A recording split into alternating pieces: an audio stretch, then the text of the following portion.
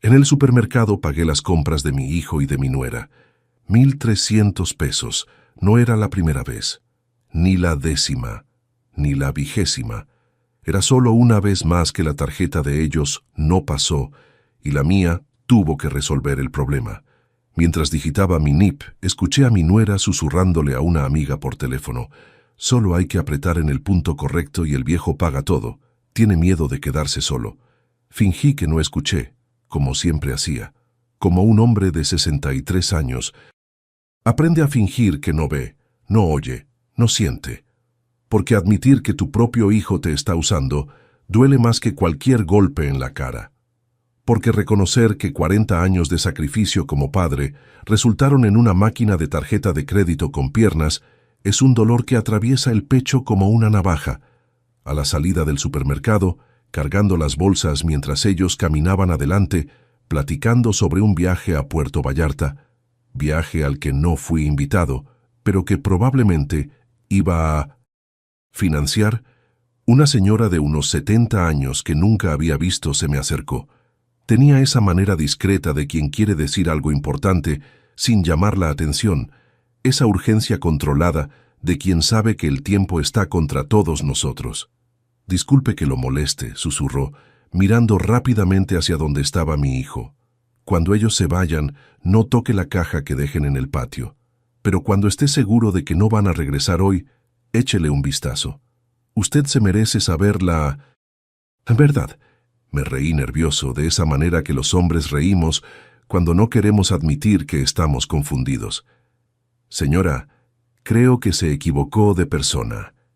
Vivo en la casa azul de enfrente a la suya. Veo muchas cosas. Sé que trabajó 40 años en la fundidora. Sé que su esposa murió hace 3 años. Y sé que usted no se merece lo que le están haciendo». Me entregó un papelito doblado. «Mi nombre es Doña Francisca. Si necesita platicar con alguien que entiende, toque mi puerta. A cualquier hora». Sí, guardé el papel en la bolsa sin entender nada. Doña Francisca desapareció entre los carros del estacionamiento como si nunca hubiera existido, como si fuera una aparición enviada para despertarme de un sueño malo que duraba años. Cuando llegué a casa, mi hijo Rafael y mi nuera Cintia descargaron las compras corriendo, hablando sobre compromisos urgentes que siempre surgían cuando estaban cerca de mí. «Papá, dejamos unas cosas en el patio para recoger después», dijo Rafael, evitando mi mirada como siempre hacía cuando mentía. «No las toques, ¿sí?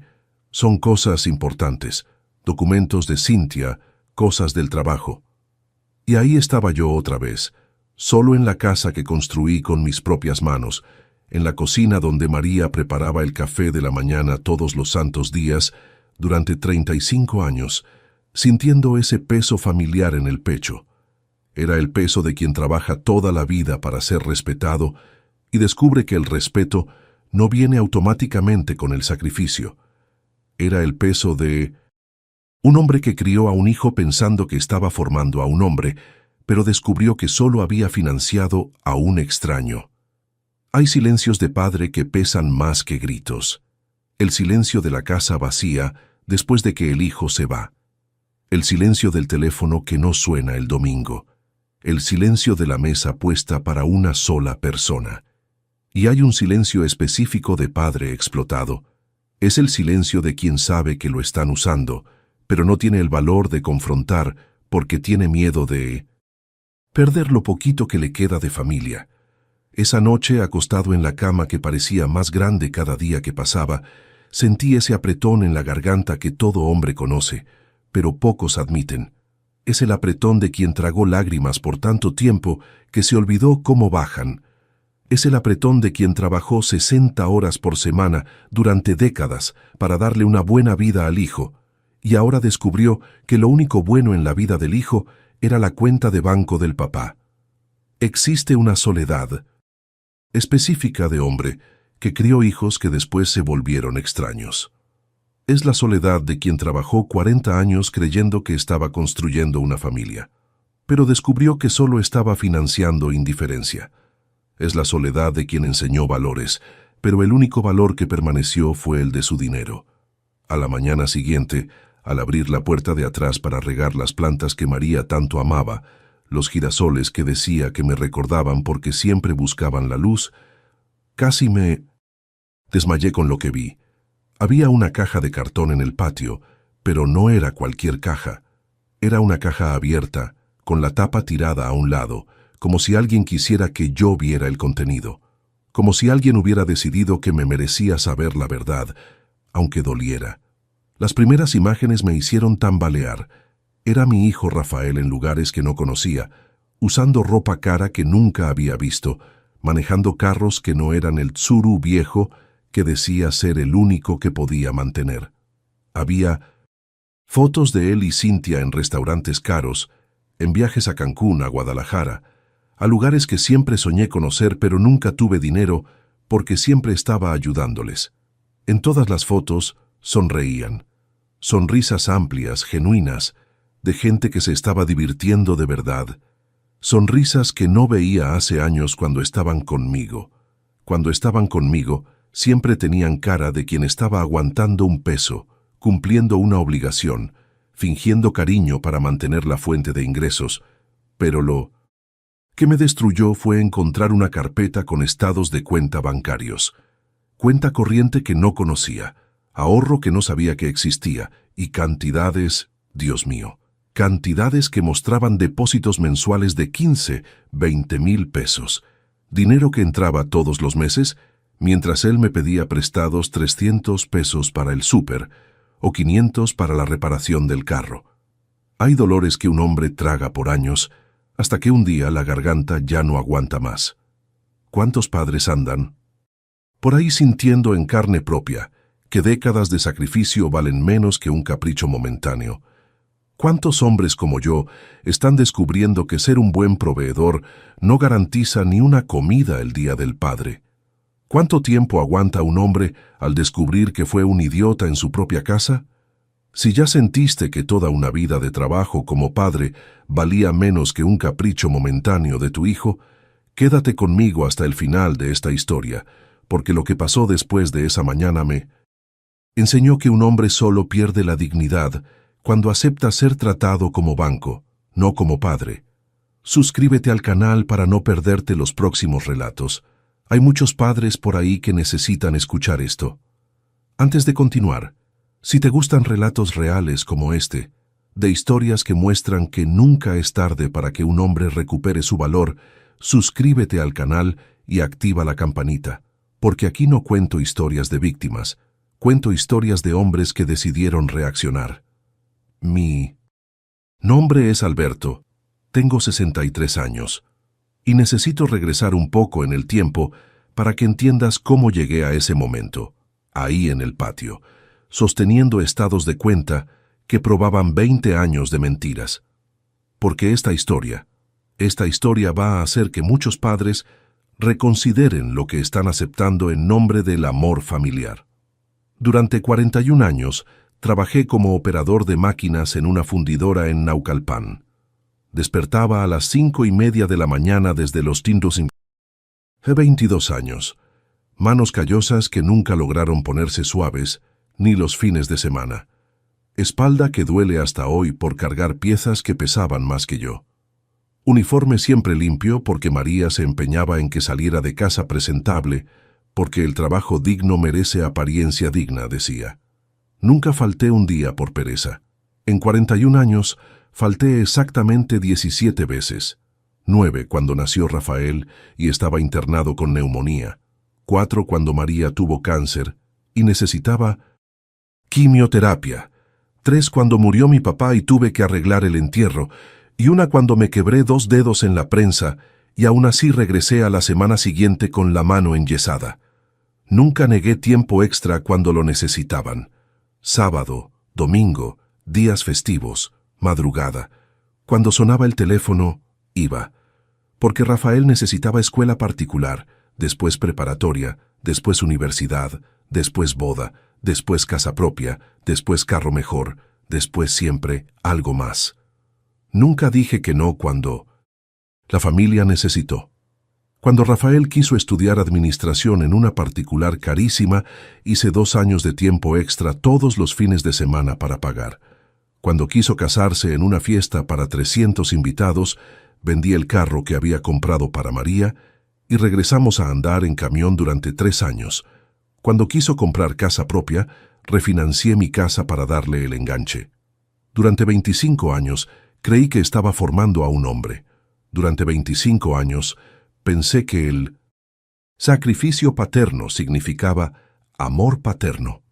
Durante 25 años, me convencí de que un buen padre era un padre que siempre decía sí, siempre abría la cartera, siempre resolvía los problemas del hijo. Rafael nació cuando yo tenía 25 años y María tenía 22. Era un bebé hermoso, llorón, pero hermoso. Lo cargaba después del trabajo y pensaba, este niño va a tener todo lo que yo no tuve. Este niño no va a tener que sufrir como yo sufrí. Este niño va a estudiar, va a tener buena profesión, va a ser alguien en la vida. Y me aseguré de eso. Cuando Rafael tenía 5 años, María quería que estudiara en la escuela pública cerca de casa, pero yo me empeñé en meterlo a una escuela particular. Mi hijo no va a estudiar en escuela de pobres, decía.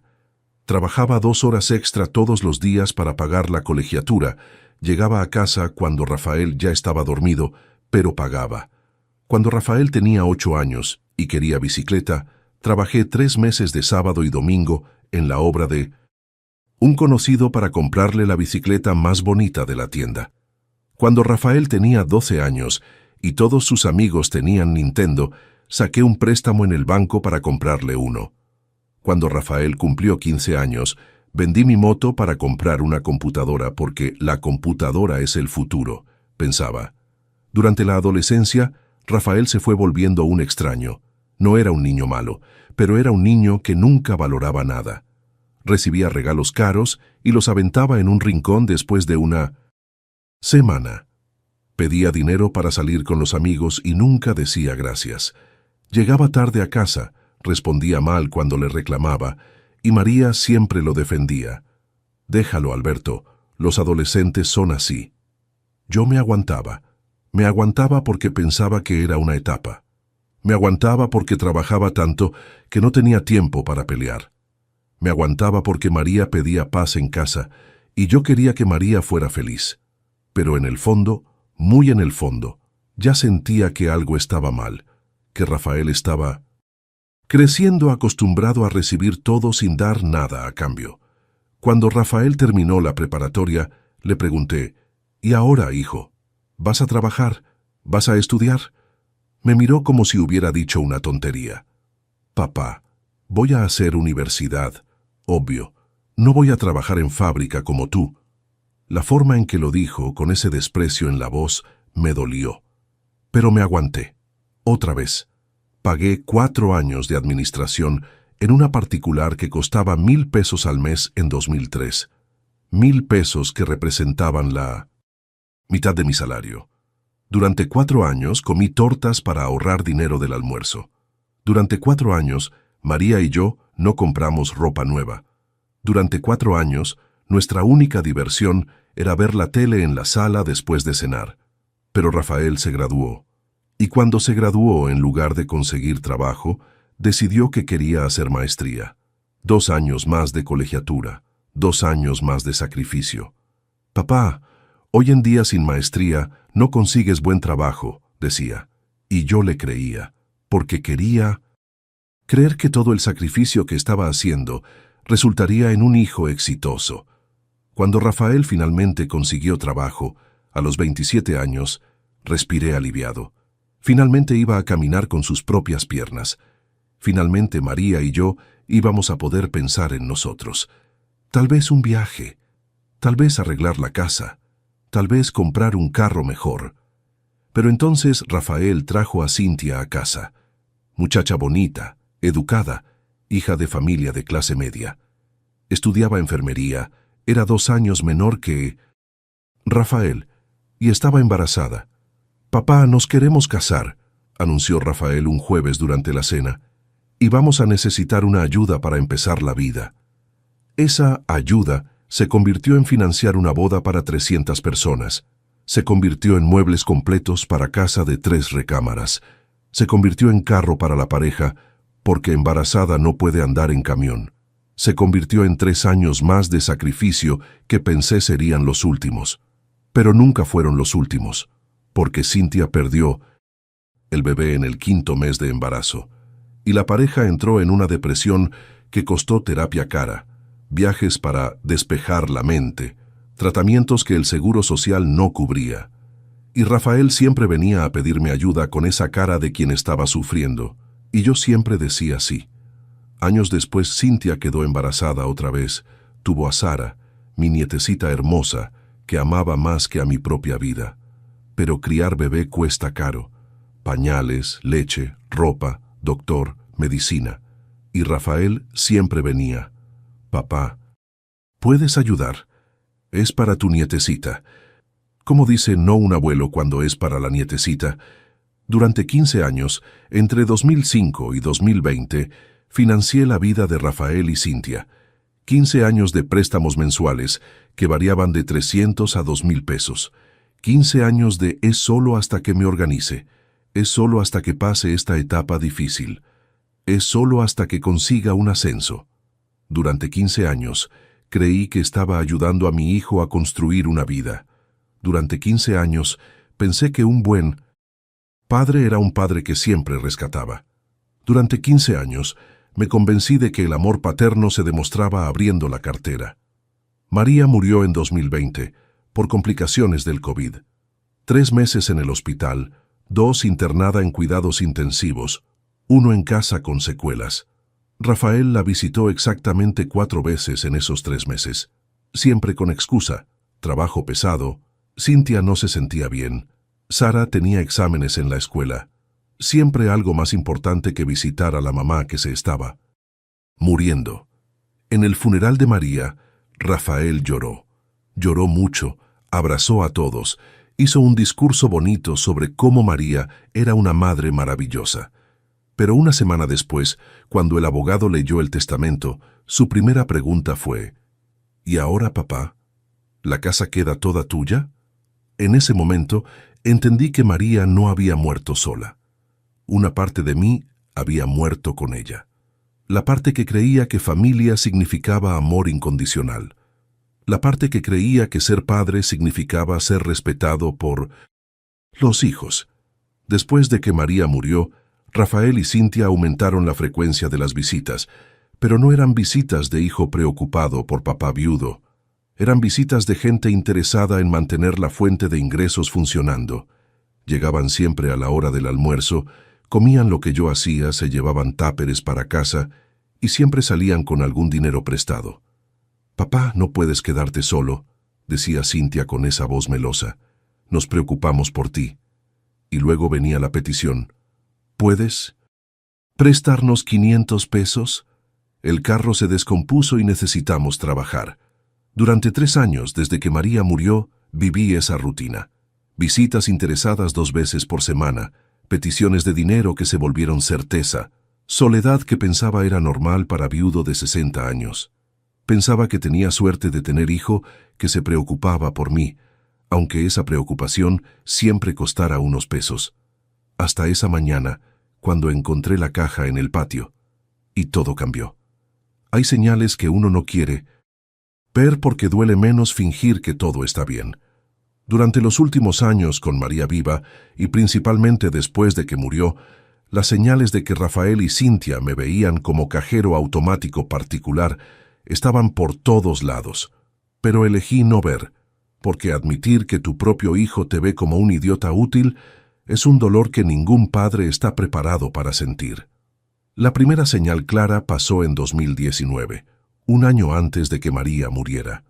Rafael llegó a casa un domingo por la mañana con Cynthia y Sara dijo que iban a almorzar conmigo. Me puse contento. Familia reunida, nietecita jugando en el patio, parecía el domingo perfecto que María siempre quiso. Pero durante el almuerzo, Rafael no soltó el celular. Se la pasó mandando mensajes, contestando llamadas, riéndose de algo que no tenía nada que ver con nosotros. Cuando le pregunté si todo estaba bien en el trabajo, dijo: «Ah, papá, son solo los amigos organizando una carnita asada para hoy en la tarde». «¿Carnita asada?», preguntó María.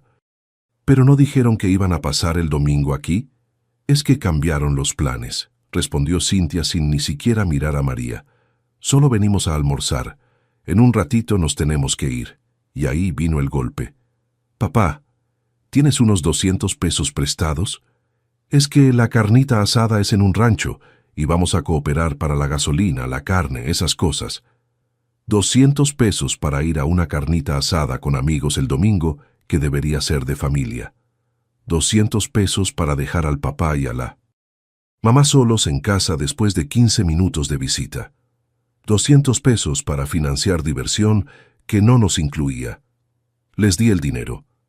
Claro que les di. Porque en esa época aún creía que ayudar al hijo a divertirse era amor paterno. María se quedó callada, pero vi en su cara que estaba dolida. Después de que se fueron, dijo: Alberto, ¿no te parece raro que nuestro hijo solo viene acá cuando necesita dinero? Mujer, no hables así. Hijo es hijo. Nos quieren. Pero María tenía razón, y en el fondo yo sabía que tenía razón. La segunda señal vino algunos meses después. Cintia me habló un jueves llorando. Don Alberto, pasó algo terrible. Rafael tuvo que llevar el carro al taller y dijeron que va a costar 1,200 pesos arreglarlo.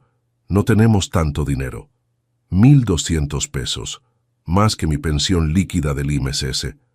Pero era mi hijo. El carro era para que trabajara, y Cintia estaba llorando por teléfono. Tranquila, hija. Voy a conseguir. Mañana voy al banco y lo resuelvo. Saqué un préstamo en el banco. 1,200 pesos con intereses que iba a pagar durante 8 meses. El sábado, Rafael vino a recoger el dinero. Llegó manejando el carro que supuestamente estaba descompuesto. Cuando le pregunté cómo estaba manejando, si el carro estaba en el taller, tartamudeó. Papá, nos prestaron un carro mientras arreglan el nuestro. 2 días después, pasé por la calle del taller que Rafael había mencionado. Decidí parar para preguntar sobre el carro, solo para saber cómo iba. El mecánico me miró confundido. Señor, aquí no hay ningún Tsuru gris en reparación. De hecho, no hay ningún carro a nombre de Rafael. Esa noche no pude dormir. María tampoco. Nos quedamos ahí, cada uno en su lado de la cama, sabiendo que nuestro hijo había mentido para conseguir dinero, pero ninguno de los dos tuvo valor de hablar sobre eso. Porque a veces la verdad es demasiado pesada para decirla en voz alta. La tercera señal fue la peor de todas. Pasó 3 meses antes de que María muriera, cuando ya se estaba poniendo débil por los primeros síntomas que no sabíamos que eran COVID. Sara, mi nietecita, cumplió 7 años y tuvo fiesta de cumpleaños en casa de Rafael. María y yo llegamos a la fiesta emocionados. Llevamos el regalo que Sara había pedido, una muñeca que costó 150 pesos. Cuando entramos a la casa, la fiesta estaba hermosa. Decoración cara, mesa llena, mucha gente. Rafael y Cintia estaban vestidos con ropa que nunca había visto, elegantes, parecían gente de dinero. Durante toda la fiesta, no conversaron 5 minutos conmigo y con María. Nos quedamos sentados en un rinconcito, comiendo lo que Sara nos llevaba, viendo a nuestro hijo circular entre los amigos como si fuera otra persona, como si no fuera el mismo tipo que 3 semanas antes había venido a casa a pedir 300 pesos prestados para pagar la tarjeta de crédito. Al final de la fiesta, mientras María estaba en el baño, escuché a Cintia hablando con una amiga. Amiga, esta fiesta costó casi 3,000 pesos, pero valió la pena. Sara se merece todo lo bueno. 3,000 pesos en una fiesta de niña. 3,000 pesos que podrían haber salido de su bolsa, pero habían salido de la mía, sumando todos los préstamos de los últimos meses. Esa noche en el carro regresando a casa, María estaba callada. Cuando llegamos, se sentó en la cama y me miró con esos ojos cansados. Alberto, ¿crees que hicimos algo mal criando a nuestro hijo? Era la primera vez en 25 años de matrimonio que María cuestionaba la forma en que habíamos educado a Rafael. Era la primera vez que admitía en voz alta que algo estaba mal, y dolió. Dolió porque sabía que tenía razón, pero dolió también porque significaba que los padres que habíamos sido durante 25 años tal vez no habían sido los padres correctos. No sé, María, ya no sé nada. Después de que María murió, las señales se multiplicaron, pero yo estaba tan solo y perdido que interpreté todo como cariño. Rafael y Cintia empezaron a aparecer 2 veces por semana en casa. Siempre traían algo, un pastel, un guisado, una fruta. «Papá, nos preocupamos por usted solo», decía Cintia, pero esas visitas seguían siempre la misma rutina. Llegaban, preguntaban cómo estaba, comían algo. Cintia miraba las cosas de la casa como si estuviera haciendo inventario y siempre, a la hora de irse, venía la petición. «Papá, ¿tienes 400 pesos prestados? La colegiatura de Sara subió y no tenemos dinero hasta el pago». O «Papá, el carro se descompuso y el taller quiere 500 pesos. No podemos quedarnos sin carro». Siempre daba, siempre. Porque después de que María murió, esas 2 horas por semana eran el único momento que me sentía parte de una familia. Aunque pagara para sentirme parte de la familia, era mejor que no ser parte de ninguna familia. La señal más clara de todas pasó 6 meses después de la muerte de María.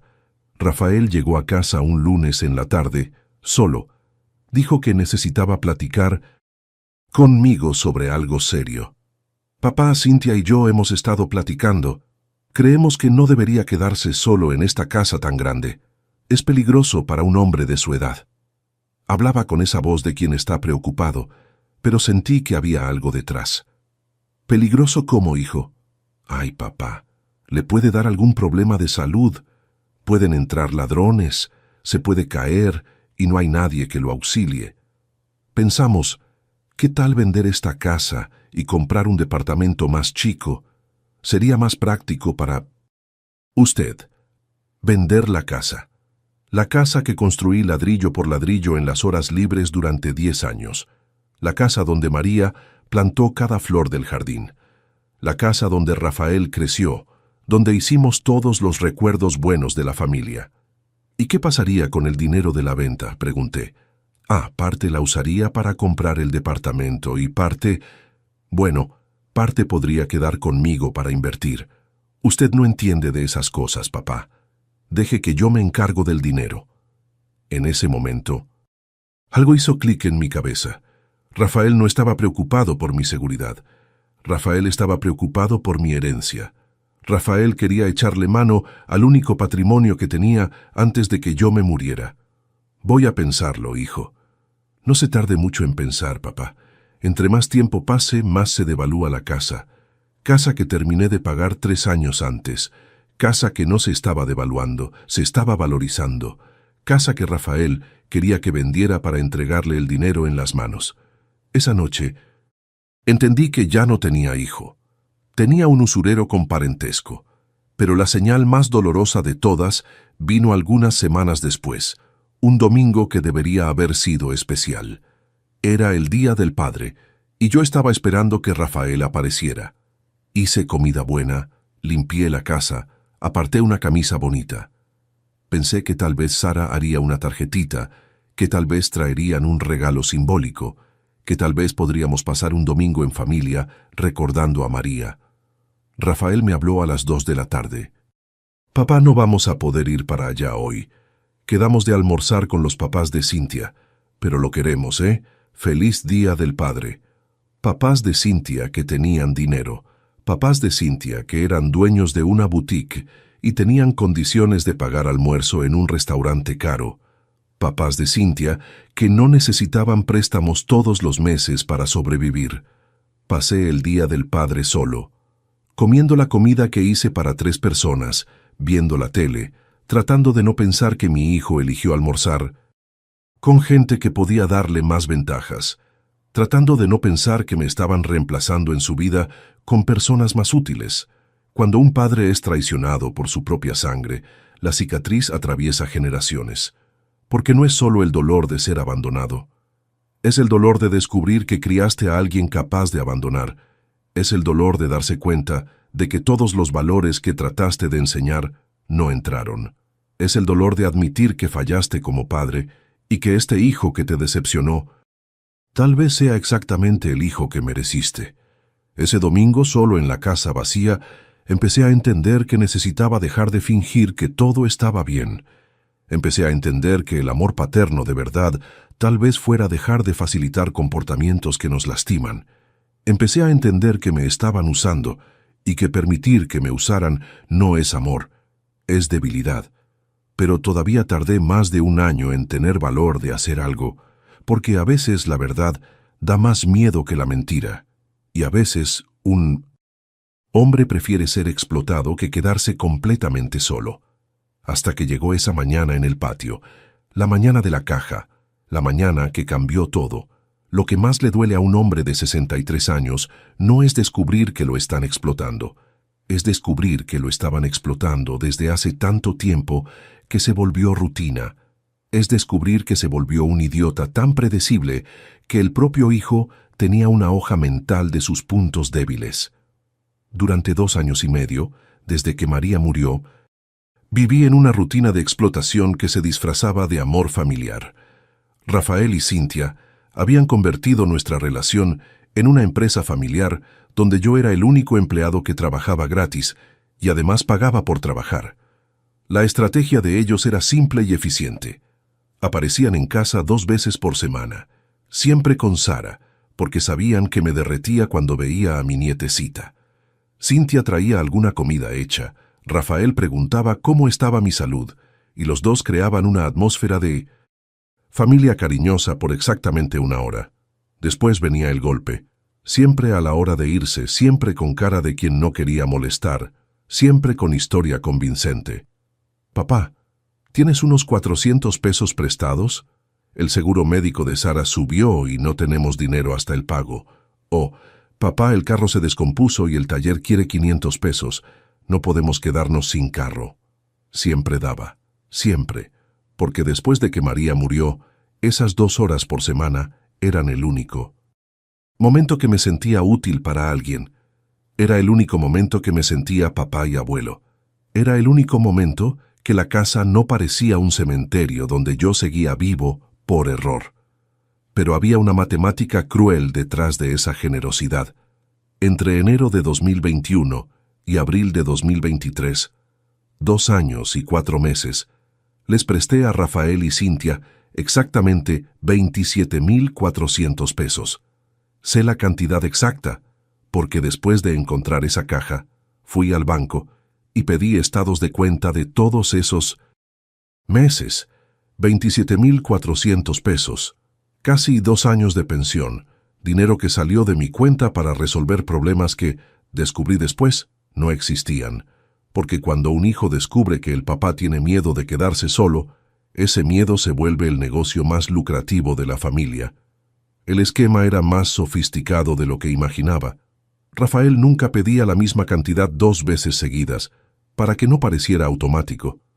Nunca pedía dinero en fechas cercanas a fechas especiales para no arruinar cumpleaños o días festivos. Nunca pedía cantidades muy altas de una vez, para no espantar. Siempre era entre 200 y 500 pesos, siempre con plazo para devolver. «Papá, a fin de mes te devuelvo». «Papá, es solo hasta que salga el aguinaldo». «Papá, es solo hasta que Cintia cobre las vacaciones». Plazos que nunca llegaban, promesas que se evaporaban en el aire, devoluciones que se volvían nuevos préstamos antes de que sucedieran. Lo más cruel de todo es que habían estudiado mis puntos débiles. Sabían que si Cintia lloraba me derretía. Sabían que si mencionaban a Sara, abría la cartera al instante. Sabían que si hablaban de salud, me entraba pánico. Sabían que si elogiaban la comida que hacía o algo de la casa, me emocionaba y me ponía generoso. Era manipulación psicológica profesional aplicada en una relación padre e hijo. El peor episodio pasó en diciembre de 2022, casi 2 años después de la muerte de María. Rafael apareció en casa un lunes en la tarde, solo, con cara de quien había llorado. Se sentó en la mesa de la cocina donde María siempre se sentaba y habló con voz quebrada. «Papá, necesito contarte algo muy serio. Cintia, Está embarazada otra vez. Me helé. A los 42 años, Rafael iba a tener otro hijo. Sara iba a tener un hermanito. Yo iba a ser abuelo otra vez. Por algunos segundos sentí una alegría genuina que no sentía hace meses. Pero papá, continuó Rafael, estamos desesperados. No tenemos condiciones de criar otro hijo. Ahorita, el sueldo apenas alcanza para los gastos que tenemos. Estábamos pensando en no tener al bebé. Aborto. Mi hijo estaba hablando de aborto de mi nieto. No queremos hacer eso, papá, pero la situación está muy difícil. La única forma de que podamos tener este bebé es si alguien nos ayudara a organizarnos financieramente. Estaba usando a mi futuro nieto para extorsionar dinero. Estaba usando a un bebé que ni siquiera existía para chantajearme emocionalmente. Estaba forzando una situación donde yo o pagaba una cantidad alta o me volvía responsable de la muerte de mi propio nieto. ¿Cuánto necesitan?, pregunté con la voz temblorosa. 5,000 pesos, papá, para que saldemos las deudas y podamos organizarnos para recibir al bebé. 5,000 pesos, la cantidad más alta que Rafael jamás me había pedido. 5,000 pesos que no tenía en el ahorro, pero que conseguiría sacando un préstamo en el banco, usando la casa como garantía. Papá, sé que es mucho dinero, pero es para salvar la vida de su nieto. Es para que podamos darle una vida digna al bebé, y le prometo de verdad, que le voy a devolver todo en mensualidades a partir del año que viene. Saqué el préstamo. Claro que lo saqué. Usé mi casa de garantía para prestarle 5,000 pesos a mi hijo para criar a mi nieto. 5,000 pesos que resultarían en una mensualidad de 470 pesos por 12 meses. 470 pesos que comprometerían 1/3 de mi pensión durante un año. 3 meses después, en marzo de 2023, Cintia perdió al bebé.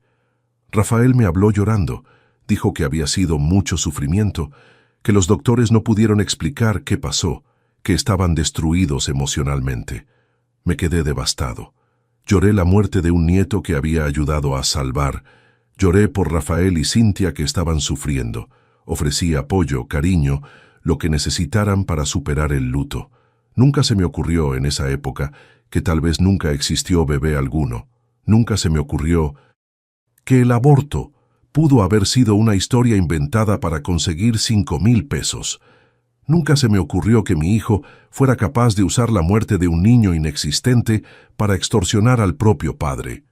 Solo se me ocurrió la mañana que encontré la caja. Cuando vi las fotos de Rafael y Cintia viajando a Acapulco, exactamente en el mes que Cintia estaba embarazada. Cuando vi los estados de cuenta mostrando que en diciembre de 2022 tenían más de 15,000 pesos en la cuenta. Cuando vi la ficha médica de Cintia mostrando que se había hecho la salpingoclasia en 2019 y no podría embarazarse nunca más. 5,000 pesos para salvar a un bebé que nunca existió de padres que nunca estuvieron en dificultades. Existe una soledad específica de hombre explotado por quien más ama. Es la soledad de descubrir que tu bondad se volvió tontería. Es la soledad de darse cuenta de que tu generosidad se volvió debilidad. Es la soledad de entender que las personas por las que harías cualquier cosa para proteger son exactamente las personas que te están destruyendo. Y hay una humillación particular de hombre mayor siendo engañado por hijo adulto. Es la humillación de haber trabajado 40 años para ser respetado y descubrir que ni la propia sangre te respeta. Es la humillación de haber criado a alguien pensando que estabas formando carácter y descubrir que solo financiaste canalladas. Durante los 2 años y medio de explotación sistemática, viví en una burbuja de negación que me permitía funcionar. Despertaba todos los días a las 6 de la mañana, aunque ya jubilado porque 40 años de rutina no mueren fácil. Hacía café para una sola persona y fingía que todo estaba bien. Almorzaba viendo la tele y fingía que no estaba hablando solo. Cenaba en silencio y fingía que el silencio no me estaba matando por dentro. 2 veces por semana, cuando Rafael y Cintia aparecían, volvía a la vida. Por 2 horas era papá y abuelo otra vez. Por 2 horas, la casa tenía voces, risas, movimiento. Por 2 horas me sentía útil para alguien. El precio de esas 2 horas era, en promedio, 400 pesos por semana. 400 pesos para sentirme amado. 400 pesos para no morirme de soledad. 400 pesos para seguir creyendo que todavía tenía familia. Era el negocio más caro de mi vida, pero pensaba que valía la pena. Lo más difícil de aceptar es que conocían mi rutina mejor que yo mismo. Sabían que los domingos en la tarde me ponía más deprimido. Entonces, era el mejor día para hablar pidiendo algo. Sabían que después de ver alguna película que me recordara a María, me ponía emocional. Entonces aparecían en esos momentos competiciones más altas. Sabían que cuando hablaba de viajar para visitar a mi hermano en el interior, era porque me estaba sintiendo demasiado solo. Entonces se esmeraban más en el cariño y salían con dinero extra. Sabían que cuando comentaba sobre la edad que estaba cumpliendo, era porque tenía miedo de morirme solo. Entonces, aprovechaban para hablar de planes futuros que siempre involucraban mi dinero. Era chantaje emocional, con precisión quirúrgica. Y yo permitía todo eso porque tenía miedo. Miedo de quedarme completamente solo. Miedo de morirme sin que nadie se diera cuenta. Miedo de ser olvidado. Miedo de admitir que tal vez había fallado como padre. Miedo de aceptar que 40 años de sacrificio habían resultado en un hijo que me veía como cartera ambulante. Hay una cobardía específica de hombre que prefiere ser explotado que quedarse solo. Es la cobardía de quien trabajó toda la vida para ser fuerte, pero en la vejez descubrió que es frágil. Es la cobardía de quien construyó una identidad encima de ser proveedor, pero ahora no tiene más nada que proveer además del dinero. ¿Cuántos hombres de mi edad están viviendo esta misma situación? ¿Cuántos padres están pagando para sentirse amados por los propios hijos? ¿Cuántos abuelos están siendo extorsionados en nombre del bien de la familia? ¿Cuántos de nosotros están descubriendo que la tercera edad es la edad de la explotación? Esa mañana, sosteniendo los papeles que probaban años de mentiras, entendí que había llegado la hora de elegir: seguir siendo un padre explotado o empezar a ser un hombre respetado. Aunque eso significara quedarme solo para siempre. El mismo hombre que cargó al hijo en los hombros un día se ve sin piso donde pisar. Porque descubrir que criaste a alguien que te ve como idiota es perder el piso de una manera que ninguna edad nos prepara para lidiar. Hay momentos en la vida de un hombre que dividen todo en antes y después. Momentos que funcionan como rayo. Cuando caen, iluminan todo alrededor. Y después nada vuelve a ser como era.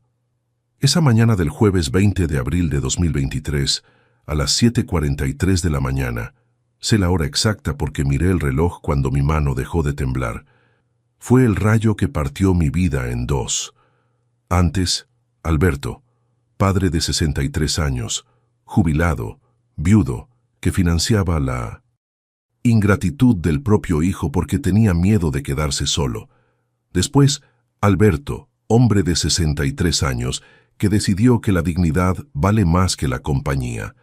Ahí, en el patio de la casa que construí, sosteniendo estados de cuenta que probaban años de mentiras, sentí algo que no sentía desde que María murió: claridad. Una claridad brutal, dolorosa, pero liberadora. Como si durante 3 años hubiera vivido con cataratas emocionales y de repente alguien hubiera limpiado mi visión. Lo primero que entendí es que había sido mucho más que explotado. Había sido estudiado. Rafael y Cintia no eran apenas aprovechados oportunistas. Eran estrategas profesionales de la manipulación familiar. Habían mapeado cada debilidad mía, cada punto de vulnerabilidad emocional, cada botón que necesitaban apretar para hacerme abrir la cartera. El amor que demostraban era trabajo, las visitas eran juntas comerciales, las manifestaciones de cariño eran inversión en relación con cliente, y yo era el cliente más fácil que jamás existió. Un hombre solitario con dinero y con miedo de morirse abandonado. Pero lo segundo que entendí fue aún más importante. Yo había permitido eso. Durante años había elegido creer mentiras obvias porque la verdad daba más miedo que la ilusión. Había fingido que no veía señales claras porque ver significaría tener que actuar. Había sido cómplice de mi propia humillación, y si había permitido, podía interrumpir. Esa mañana, por primera vez desde que María murió, me sentí hombre otra vez. No papá, no abuelo, no viudo. Hombre. Un hombre que había construido una vida con las propias manos, que había trabajado 40 años sin pedir favor a nadie, que había criado a un hijo y enterrado a una esposa y todavía estaba de pie. Un hombre que merecía respeto y que iba a exigir respeto. La rabia vino después de la claridad. Una rabia limpia, sin culpa, sin autojuicio. Rabia de haber sido tratado como idiota. Rabia de haber financiado mentiras. Rabia de haber permitido que el miedo se volviera debilidad. Pero principalmente, rabia de haber desperdiciado 3 años de mi vida siendo un fantasma de mí mismo. 63 años es edad para muchas cosas, menos para ser pendejo. Entré a casa y me senté en la mesa de la cocina donde María tomaba café todos los santos días durante 35 años. Agarré papel y pluma y empecé a hacer un inventario de mi situación. No un inventario emocional, ese ya sabía que estaba destruido. Un inventario práctico, estratégico, de hombre que decidió que iba a reaccionar. Primero, inventario financiero. Pensión del IMSS de 2.040 pesos. Casa pagada, valuada en aproximadamente 180.000 pesos. Ahorro de 16.000 pesos. Lo que sobró después de 2 años de préstamos para Rafael. 2 carros. El Tsuru 2015 que manejaba y el Sentra 2012 que había sido de María y estaba parado en el garaje. Total del patrimonio. Aproximadamente 200.000 pesos. No era poco para un obrero jubilado. Era el resultado de 40 años de trabajo honesto, economía disciplinada y vida simple. Era suficiente para vivir con dignidad hasta morirme, siempre y cuando dejara de mantener a hijo adulto y nuera chantajista. Segundo, inventario familiar. Hijo que me veía como idiota útil, nuera que me trataba como cajero automático con sentimientos. Nieta de 8 años que amaba más que a la vida, pero que estaba aprendiendo con los papás que explotar al abuelo era normal. No tenía más a nadie. Mi hermano vivía en el interior, nos hablábamos en Navidad. Amigos del trabajo que perdí el contacto cuando me jubilé. Vecinos que me saludaban en la calle. Era eso. Mi familia se resumía a 3 personas que me usaban y fingían que me amaban. Tercero, inventario de las mentiras. A partir de esos documentos de la caja, conseguí mapear por lo menos 15 mentiras grandes que Rafael me había dicho en los últimos 2 años. 15 historias elaboradas para conseguir dinero. 15 veces que fui pendejo, consentido. Pero la mentira más grande no estaba en los papeles. La mentira más grande era yo fingirme a mí mismo que aquello iba a cambiar solo, que un día Rafael iba a madurar, que un día ellos iban a dejar de explotarme, que un día iba a volver a ser respetado como padre sin tener que hacer nada para merecer ese respeto. En ese momento, sentado en la cocina, tuve la conversación más importante de mi vida. Conversación conmigo mismo, en voz alta, porque después de 3 años conversando solo, hablar conmigo mismo se había vuelto natural. Alberto, me dije al espejo que estaba en la pared de la cocina, tienes 2 opciones. Puedes seguir siendo un padre idiota que paga para ser maltratado o puedes volver a ser un hombre que se respeta. No se puede ser los dos. Y ahí vino la pregunta que cambió todo. ¿Qué haría María si estuviera viva y descubriera esto? La respuesta llegó al instante. María agarraría los papeles, marcharía hasta la casa de Rafael, aventaría todo en la mesa, enfrente de él y de Cintia y diría, tienen 5 minutos para explicarme esto, y no vengan con mentiras porque no soy idiota como creen que es el papá de ustedes. María jamás permitiría que me humillaran. María jamás aceptaría que nuestro hijo me tratara como pendejo. María pelearía por mí aunque eso significara pelear con el propio hijo. Y si María pelearía por mí, ¿por qué yo no estaba peleando por mí mismo? Esa mañana, decidí que iba a honrar la memoria de mi esposa dejando de deshonrar mi propia dignidad. El plan empezó a formarse en mi cabeza con la claridad de quien finalmente sabe lo que necesita hacer. No iba a ser un plan de venganza. Venganza es cosa de gente que no tiene más nada que perder. Iba a ser un plan de recuperación. Recuperación de mi dignidad, de mi autorrespeto, de mi identidad como hombre. Primera etapa: investigar más. Los documentos de la caja eran apenas una muestra. Necesitaba entender la dimensión real de la mentira. Necesitaba saber desde cuándo me estaban explotando. Necesitaba reunir todas las pruebas antes de actuar, porque cuando confrontara a Rafael, no podía haber margen para más mentiras. Segunda etapa: cortar el suministro. Acabar con los préstamos de forma definitiva. No gradual, no negociada, definitiva. La fuente de dinero fácil necesitaba secarse para que Rafael entendiera que la mamada había terminado. Tercera etapa: establecer consecuencias. Rafael necesitaba entender que las acciones tienen resultados, que mentirle al papá tiene precio, que explotar a quien te crió no sale gratis.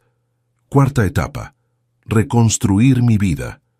Dejar de definir mi identidad en función de ser papá de Rafael y empezar a definirme como Alberto, hombre de 63 años, jubilado, viudo, que todavía tenía años por delante y no necesitaba pasar esos años financiando ingratitud.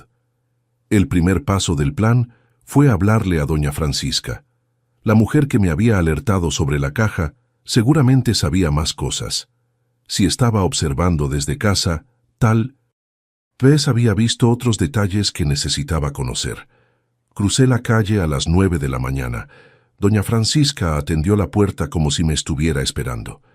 Sabía que iba a venir, dijo invitándome a entrar. ¿Vio la caja? La vi. Y ahora necesito saber todo lo que usted sabe. Doña Francisca hizo café y se sentó conmigo en la mesa de su cocina. Por 2 horas me contó cosas que transformaron mi rabia en determinación. Sabía que Rafael tenía cuenta en el banco que no era el mismo banco que yo usaba. Lo había visto saliendo del Banamex varias veces cuando supuestamente estaba desempleado. Sabía que Cintia manejaba un carro que no era el Tsuru viejo que llevaban a mi casa. La había visto llegando a casa manejando un Jetta Plata, nuevecito. Sabía que viajaban regularmente. Los había visto saliendo de madrugada con maletas, varias veces, siempre cuando me habían pedido dinero la semana anterior. Sabía que la casa donde vivían había sido remodelada recientemente. Había visto albañiles, pintores, repartidores de muebles. Y sabía lo más importante de todo. Rafael y Cintia hablaban de mí con desprecio. Los había escuchado varias veces, comentando con vecinos sobre lo fácil que era conseguir dinero conmigo. «El viejo está muy pendejo», había dicho Cintia a una vecina. «Nada más hay que llorar un poquito y abre la cartera». «¿Por qué nunca me contó esto antes?», pregunté. «Porque los hombres tienen que descubrir ciertas cosas solos. Si le contaba, iba a pensar que estaba inventando, me iba a defender a ellos e iba a seguir siendo explotado. Pero ahora que vio con sus propios ojos...». Doña Francisca me miró con esa sabiduría de quien vivió 80 años. Ahora puede actuar. Regresé a casa con un plan más detallado. Pasé toda la tarde organizando documentos, haciendo cuentas, preparando terreno. Le hablé al banco y pedí copia de los estados de cuenta de los últimos 3 años. Le hablé a un abogado que me recomendaron. Le hablé a mi hermano en el interior y le conté todo. «Alberto», me dijo mi hermano, «hace 3 años me hablas llorando porque estás solo. Hoy me hablas pareciendo otro hombre. ¿Qué pasó?».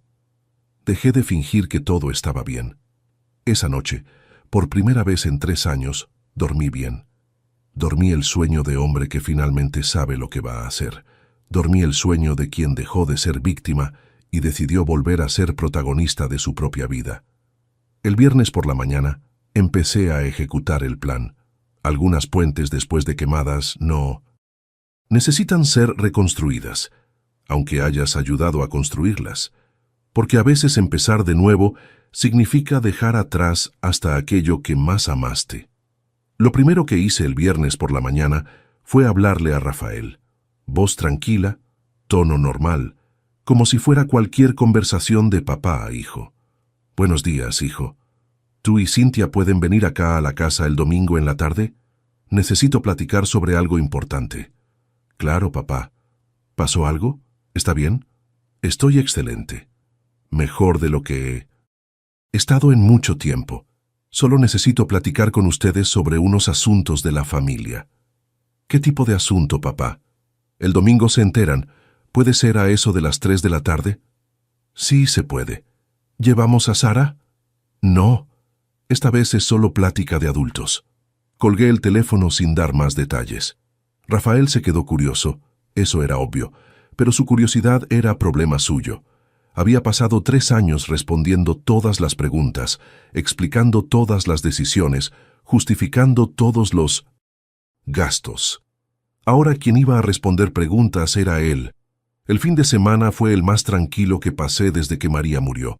No porque estuviera calmado, estaba nervioso, ansioso, con esa energía de hombre que finalmente va a hacer lo que debería haber hecho hace tiempo. Pero era una ansiedad buena, productiva, de quien sabe que está en el camino correcto. El sábado por la mañana fui al banco a buscar los estados de cuenta que había pedido. 3 años de movimientos bancarios organizados mes por mes, cada transferencia a Rafael marcada en amarillo. El total, calculado por la gerente, me dio náuseas.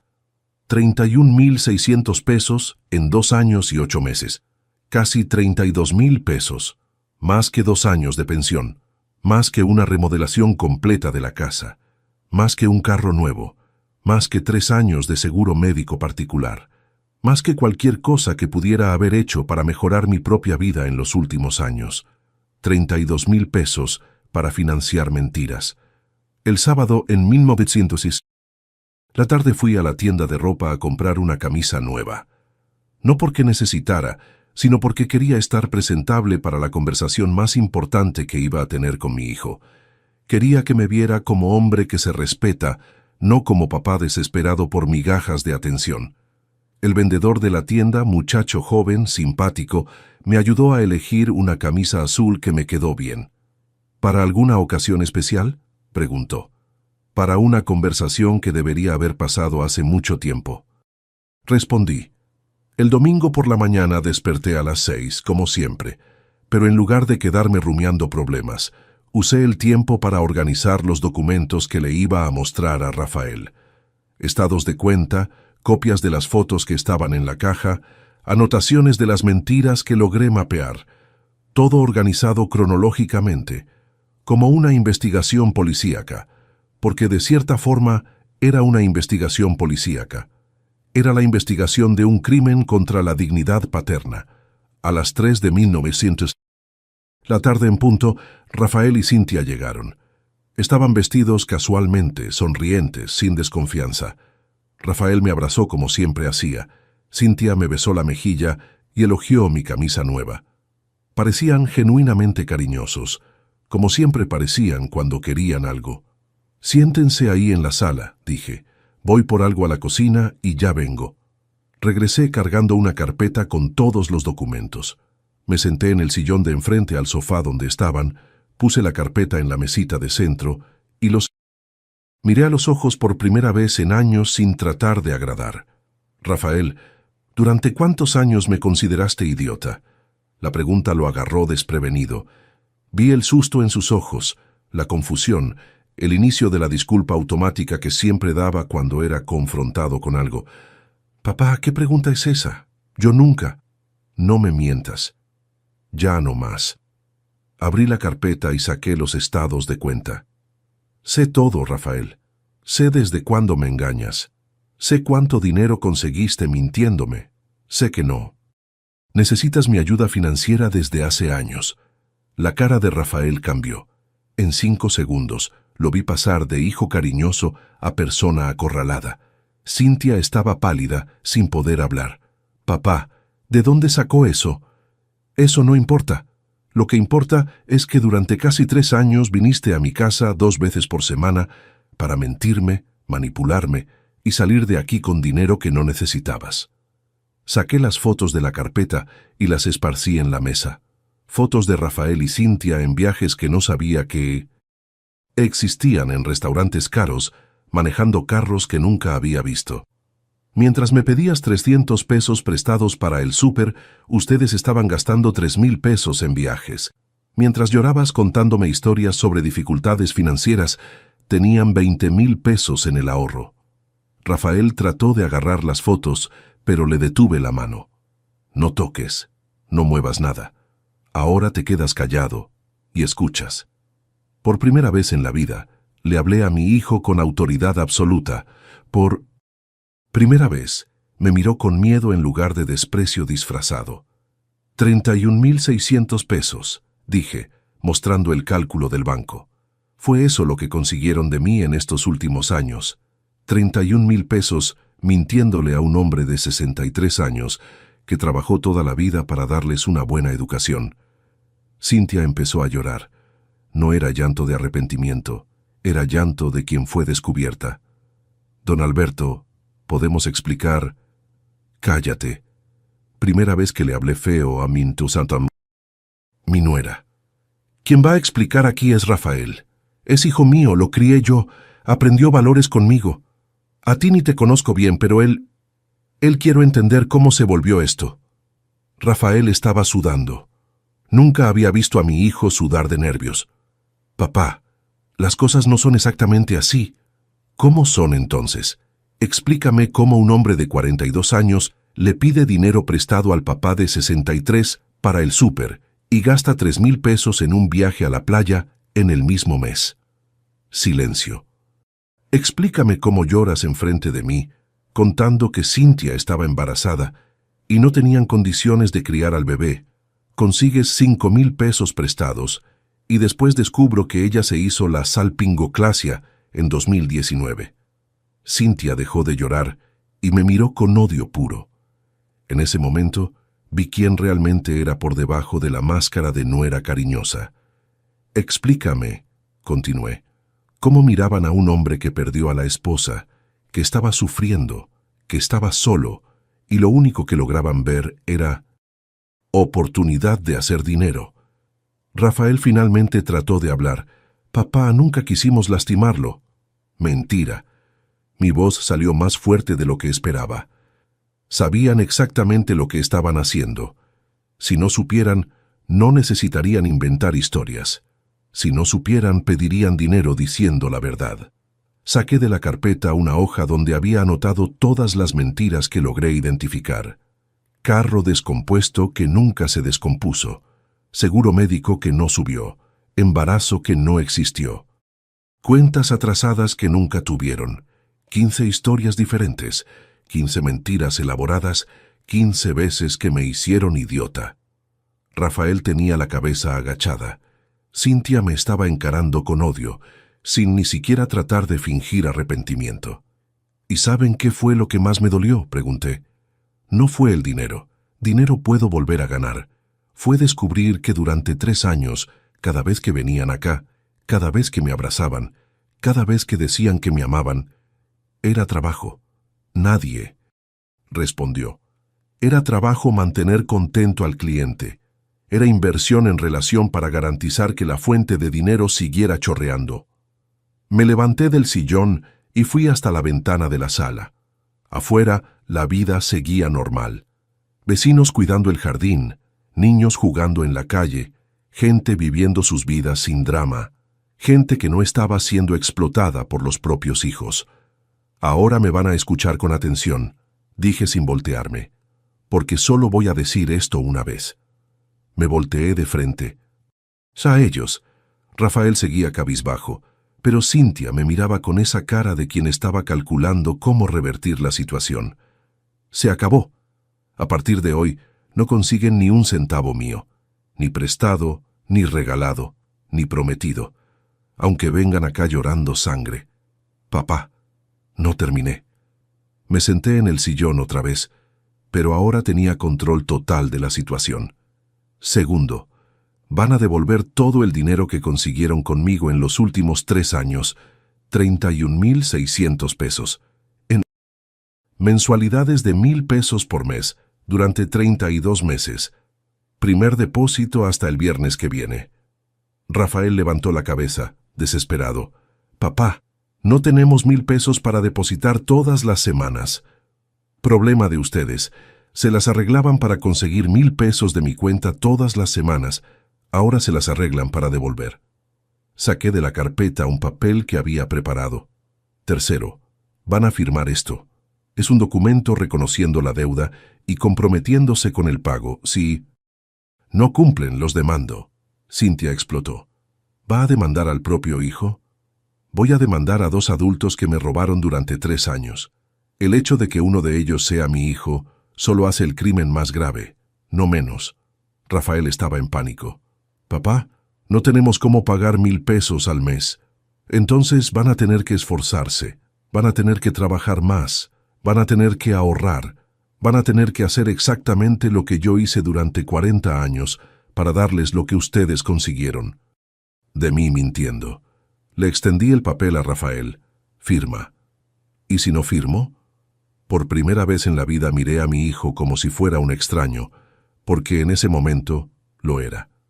Si no firmas, nunca más ponen un pie en mi casa, nunca más me hablan, nunca más existen para mí, y cuando me muera, no reciben ni un tornillo de lo que construí.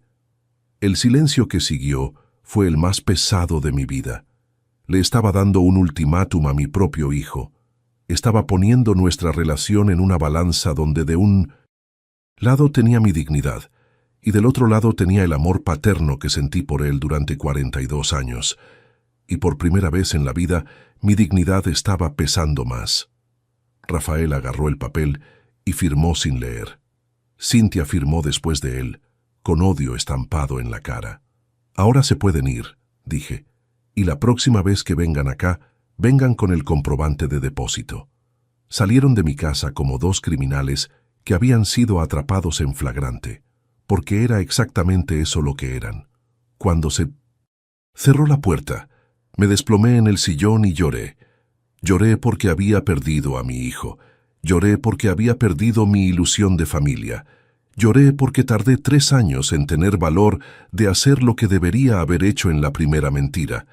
Pero también lloré de alivio. Alivio de finalmente haber dicho la verdad. Alivio de finalmente haberme defendido. Alivio de volver a respetarme. Esa tarde de domingo perdí un hijo, pero reencontré a un hombre. ¿Cuántos padres andan por ahí necesitando hacer la misma elección? Los primeros días después del enfrentamiento fueron los más difíciles de mi vida. No porque estuviera arrepentido. Al contrario, sentía una ligereza que no sentía hace años. Era difícil porque por primera vez desde que María murió, estaba siendo obligado a enfrentar mi vida real. Un hombre de 63 años, jubilado, solo, que necesitaba aprender a existir sin depender de migajas de afecto familiar. El lunes por la mañana, desperté a las 6 como siempre, pero en lugar de esa sensación de vacío que me acompañaba todos los días, sentí algo diferente. Curiosidad. Curiosidad sobre qué tipo de hombre podría volverme si dejara de definir mi identidad solo como papá de Rafael. El primer desafío fue el silencio. Durante 3 años, el teléfono sonaba 2 veces por semana con Rafael hablando para ver cómo estaba, que en realidad era para tantear si necesitaba suficiente compañía para aceptar otra extorsión. Ahora el teléfono ya no sonaba. La primera reacción fue de pánico. ¿Y si me daba algo malo? ¿Y si necesitaba ayuda? ¿Y si me moría y nadie se enteraba?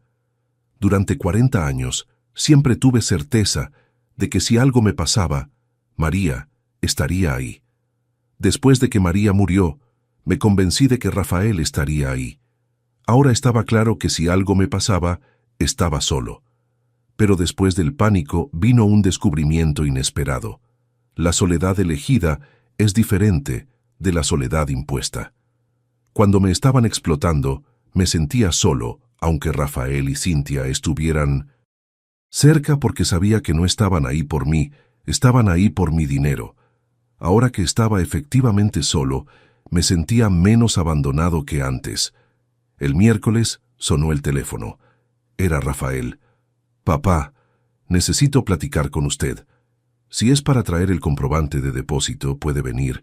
Si es para tratar de convencerme de que estaba equivocado, puede ahorrar su tiempo y el mío». «Papá, 1,000 pesos al mes es imposible. No tenemos tanto dinero». «Rafael, durante 2 años y medio ustedes lograron sacar 1,000 pesos al mes de mi cuenta. Si lograban sacar, logran devolver». «Pero papá, Rafael, te voy a explicar algo que aparentemente no entendiste a los 42 años. Mi voz estaba tranquila, pero firme. La acción tiene consecuencia. Mentir tiene precio.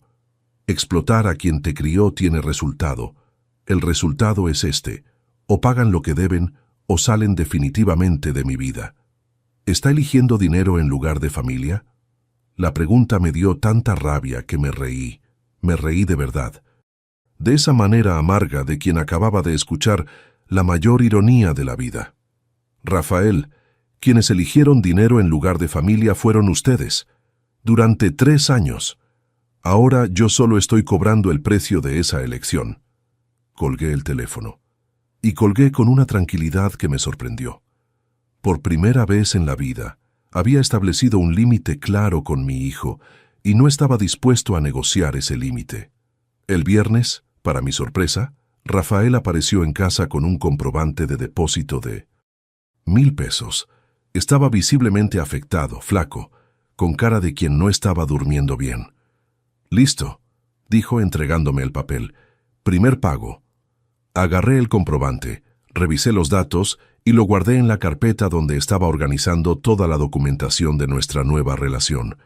«Gracias, nos vemos el mes que viene». «Papá, ¿podemos platicar?». «¿Sobre qué?». «Sobre nosotros, sobre la familia, sobre cómo conciliar esto». Miré a Rafael y por primera vez en años vi a mi hijo de verdad, no al manipulador profesional que me había explotado por tanto tiempo, no al hombre de 42 años que lloraba historias inventadas para conseguir dinero. Vi a un hombre confundido, asustado, que tal vez estaba empezando a entender la dimensión de lo que había hecho. «Rafael, ¿quieres platicar sobre familia? Entonces respóndeme una pregunta. ¿Durante cuántos años fingiste que me amabas para conseguir dinero?». Se quedó en silencio, porque necesito saber eso para decidir si todavía tenemos algo de qué platicar. Necesito saber si en algún momento en estos últimos años el cariño que demostraban era real o si todo fue teatro. Rafael bajó la cabeza y empezó a llorar, y por primera vez en mucho tiempo su llanto me pareció genuino. «Papá, al principio no era fingimiento. Al principio veníamos acá porque nos gustaba estar con usted, pero entonces vimos que siempre daba dinero cuando pedíamos y se fue volviendo costumbre». «¿Costumbre?». Empezamos a contar con ese dinero. Empezamos a hacer planes sabiendo que si faltaba algo, podíamos venir acá y resolver. Y entonces se fue volviendo automático. Era la confesión que necesitaba escuchar. No me dejó menos dolido, pero me ayudó a entender que durante al menos parte del tiempo, mi hijo todavía me veía como papá, no apenas como fuente de dinero. «¿Y cuándo se volvió solo fingimiento?», pregunté. «Cuando Cintia empezó a hacer la cuenta de cuánto conseguíamos por mes viniendo acá. Cuando empezó a decir que usted era muy fácil de manipular». La frialdad de Cintia no me sorprendió, pero saber que mi hijo había aceptado verme como fácil de manipular aún dolía.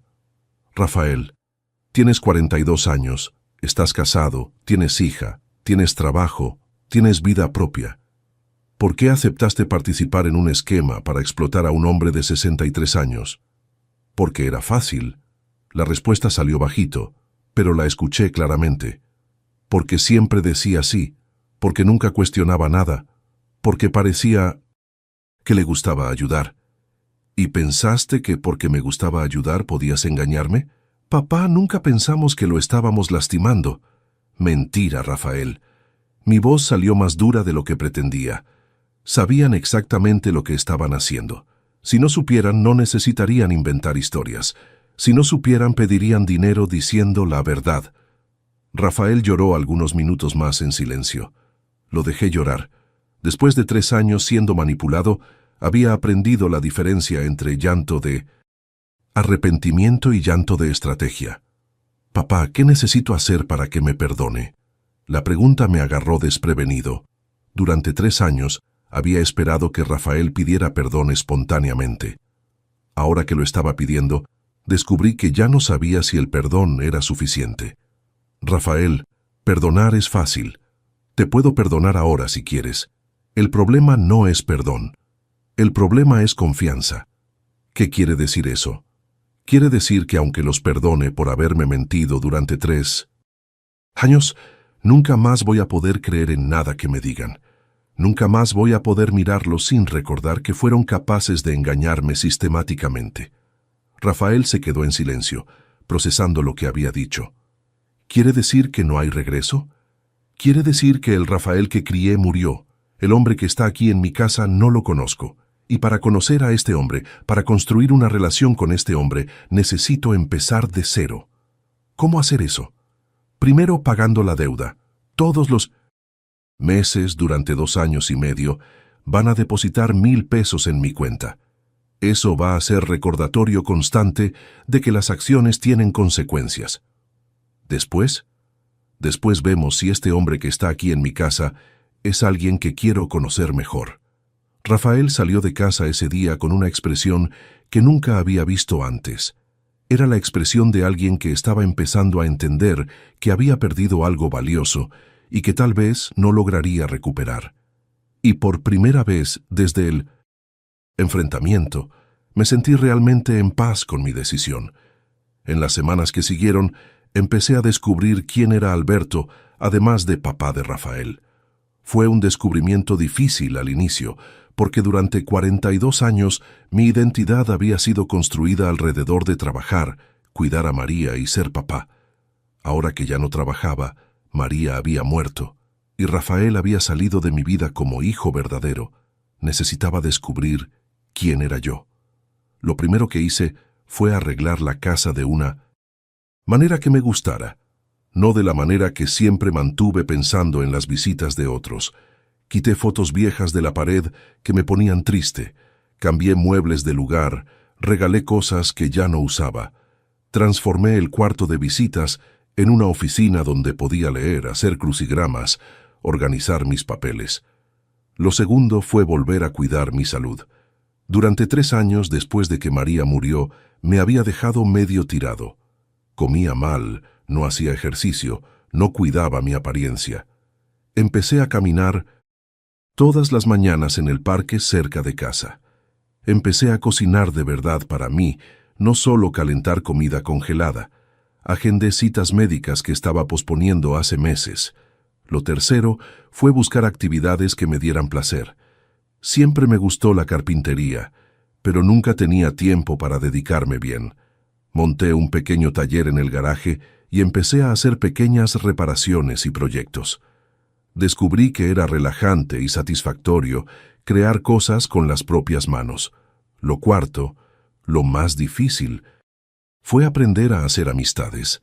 Durante 40 años mis únicos amigos de verdad habían sido María y los compañeros de trabajo. Después de que me jubilé, perdí contacto con la gente de la fundidora. Después de que María murió, perdí a mi mejor amiga. Durante 3 años, viví aislado dependiendo de las visitas de Rafael para tener contacto humano. Empecé frecuentando el centro de convivencia para adultos mayores del barrio. Al inicio fue raro, porque me sentía muy joven para estar ahí. 60 y 3 años no es vejez, al menos no en mi cabeza. Pero descubrí que había muchos hombres de mi edad en situaciones parecidas, jubilados, viudos, hijos distantes, tratando de reconstruir vida social después de años definidos por el trabajo y la familia. Conocí a don Juan, 70 años, jubilado de Volkswagen, que también había descubierto recientemente que estaba siendo explotado por los hijos. Conocí a don Pedro, 65, viudo hace 5 años, que se había aislado completamente y estaba tratando de volver a convivir con personas. Conocí a don Mario, 68, que nunca se casó y estaba enfrentando la soledad de la vejez. Descubrí que los problemas con hijos ingratos eran más comunes de lo que imaginaba. Descubrí que la explotación de adultos mayores por la propia familia era prácticamente una epidemia silenciosa. Descubrí que no era el único papá que había confundido amor con permisividad. Pero también descubrí hombres que habían logrado establecer límites con hijos adultos sin perder la relación. Hombres que habían encontrado el equilibrio entre ayudar cuando era necesario y ser explotados sistemáticamente. Hombres que habían construido identidades fuertes en la tercera edad. Lo más importante, descubrí que era posible ser feliz a los 63 años sin depender de la aprobación de los hijos. 6 meses después del enfrentamiento con Rafael, era un hombre diferente. Físicamente, estaba más fuerte y saludable. Emocionalmente, estaba más equilibrado. Socialmente, tenía un círculo pequeño pero consistente de amistades masculinas. Financieramente, estaba recuperando estabilidad, no solo por los 1,000 pesos que Rafael depositaba todos los meses, sino principalmente porque había dejado de sangrar dinero con préstamos. Y por primera vez en 3 años, cuando despertaba por la mañana, tenía ganas de vivir el día. No apenas sobrevivir al día, sino vivirlo. En el 7º mes, Rafael apareció en mi puerta un domingo en la tarde. Esta vez, no era día de pago, y no habló antes. Simplemente apareció. «Papá, ¿puedo entrar?» Lo dejé entrar, pero no ofrecí café ni mostré la cordialidad automática que siempre demostraba antes. Era bienvenido en mi casa, pero necesitaba entender que nuestra relación había cambiado. Vine a recoger a Sara en casa de la mamá de Cynthia y pensé en pasar acá para verlo. «¿Sara está bien?» «Está. Ella pregunta por usted a veces». Esa información me dolió. Durante 3 años, Sara había sido la única parte buena de las visitas de Rafael y Cynthia. Mi nietecita de 8 años que me decía abuelito, que le gustaba que le contara historias, que me abrazaba de verdad. ¿Sabe lo que pasó? Sabe que peleamos, no sabe los detalles. ¿Y cómo le explicaron que dejaron de venir acá? Le dijimos que necesitaba un tiempo solo. Por lo menos en eso, Rafael había sido sensato. No había puesto a la nieta en medio de nuestra guerra. «Papá, ¿puedo hacerle una pregunta?» «Puede». «¿Cómo supo? ¿De las mentiras, del dinero, de todo?» Le conté sobre la caja en el patio, sobre doña Francisca, sobre la investigación que hice. Rafael se quedó impresionado con la cantidad de información que logré reunir. «Papá, nunca pensamos que iba a investigar». «¿Por qué no?» «Porque siempre confió en nosotros, siempre creyó en todo lo que decíamos. Y ustedes abusaron de esa confianza». «Sí». Por primera vez, Rafael admitió sin tratar de justificarse. «Abusamos». Nos quedamos algunos minutos en silencio. Era un silencio diferente de los silencios anteriores. Era el silencio de 2 personas que estaban tratando de entender si todavía tenían algo en común además de la sangre. «Papá, quería mostrarle algo». Rafael sacó el celular de la bolsa y me mostró la pantalla. Era una conversación de él con Cynthia, donde ella sugería que pidieran más dinero prestado a mí, ahora para remodelar el baño. Le respondí que no. Le dije que ya no íbamos a hacer eso. «¿Cuándo fue eso?» «La semana pasada». «¿Por qué me está mostrando esto?» «Porque quiero que sepa que entendí. Entendí que lo que hicimos estuvo mal. Y entendí que si quiero tener una relación de verdad con usted, tiene que ser una relación honesta». Era la primera señal real de cambio que veía en Rafael desde el enfrentamiento. No era apenas arrepentimiento por haber sido descubierto. Era reconocimiento genuino del error y, más importante, era una acción concreta para no repetir el error. ¿Y cómo reaccionó Cynthia cuando le dijo que no? Mal. Muy mal, peleamos. Dijo que estaba siendo idiota, que usted es mi papá y tiene obligación de ayudar. ¿Y qué le respondió? Que mi papá tiene obligación de haberme criado, educado y haberme dado condiciones de volverme un hombre independiente, y que cumplió esas obligaciones. Lo que yo haga de mi vida después de eso es responsabilidad mía. Esa respuesta me sorprendió. Era el tipo de respuesta madura, de hombre que entendió el papel de cada uno en una relación familiar saludable. Era el tipo de respuesta que el hijo que crié debería haber dado siempre. ¿Realmente entendió eso? ¿O me está diciendo lo que piensa que quiero escuchar? Rafael me miró a los ojos. Papá, durante 7 meses pagué 1,000 pesos al mes para usted. 7,000 pesos que podrían estar en mi cuenta, pero están en la suya. Si estuviera fingiendo arrepentimiento, no pagaría. Tenía razón. Era fácil fingir palabras, pero no era fácil fingir 1,000 pesos al mes saliendo de la cuenta durante 7 meses consecutivos.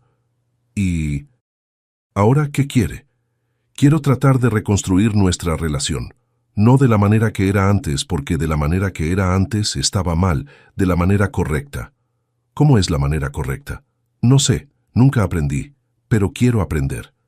Ese domingo en la tarde, por primera vez en 7 meses, vi a mi hijo como adulto, no como niño crecido que necesitaba que yo resolviera todos los problemas, no como explotador que fingía cariño para conseguir dinero, como adulto de 42 años, que había cometido errores graves y estaba dispuesto a asumir la responsabilidad por esos errores. Rafael, si quiere reconstruir nuestra relación, hay algunas condiciones. ¿Cuáles? Primero, termina de pagar la deuda. Todos los meses, 1,000 pesos, hasta liquidar los 31,000. Eso no es negociable. De acuerdo. Segundo, cuando quiera visitarme, habla antes y agenda. No soy bodega de gente que aparece cuando no tiene que hacer. De acuerdo. Tercero, si algún día necesita ayuda de... En verdad, ayuda de emergencia, de vida o muerte, me cuenta la verdad completa. No inventa historia, no omite detalles, no trata de manipularme. Me trata como adulto que merece saber la verdad. De acuerdo. Cuarto, nunca más trata de conseguir dinero de mí. Nunca. Si necesita, le pide al banco, a amigos, a quien quiera. Conmigo se acabó esa historia. De acuerdo. Y quinto, si en algún momento descubro que volvió a mentirme sobre cualquier cosa, nuestra relación se acaba definitivamente. Sin conversación, sin perdón, sin segunda oportunidad.